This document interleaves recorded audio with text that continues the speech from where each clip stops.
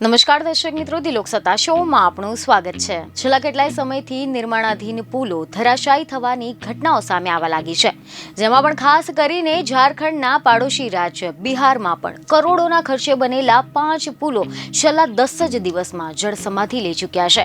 આ બધામાં ચોંકાવનારી બાબત એ છે કે તેમાં 3 તો નિર્માણાધીન અને 2 નિર્મિત પુલોનો સમાવેશ થાય છે.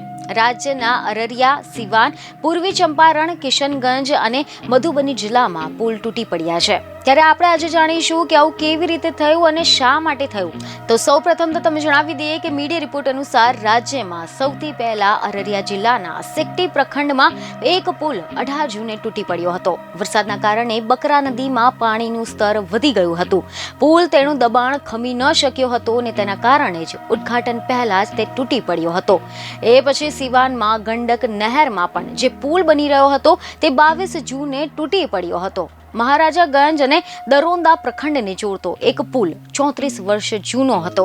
જોકે 22 જૂનની રાતે જ પૂર્વ ચંપારણના ઘોડા સહન પ્રખંડમાં પણ અંબામાં પણ 1.60 કરોડના ખર્ચે બનેલો નિર્માણાધીન પુલ તૂટી પડ્યો હતો. વિચિત્રતા તો એ છે કે આ પુલના ઉપરના હિસ્સામાં જ સાંજ સુધી કાસ્ટિંગનું કામ ચાલી રહ્યું હતું અને રાત થતા સુધીમાં તો તે તૂટી પડ્યો હતો.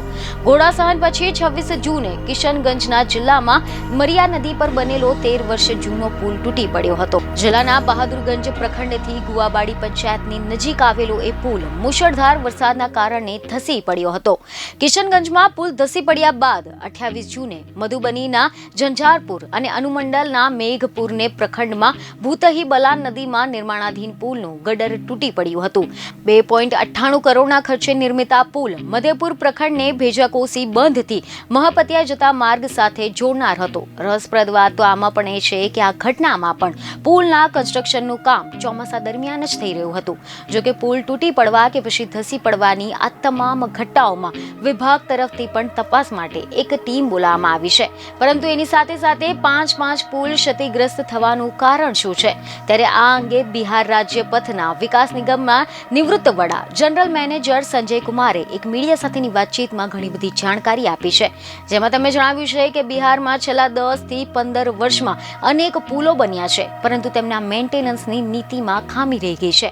પુલમાં 2 મહત્વપૂર્ણ પોઈન્ટ્સ હોય છે, જેમાં પ્રથમ હોય છે એક્સપાન્શન જાયન્ટ અને તેની વારંવાર સફાઈ, અને બીજું હોય છે બેરિંગ. તેની વય 10 વર્ષની હોય છે અને 10 વર્ષ પછી તેને કાયદા મુજબ બદલવું કે પછી રિપેર કરવું જોઈએ.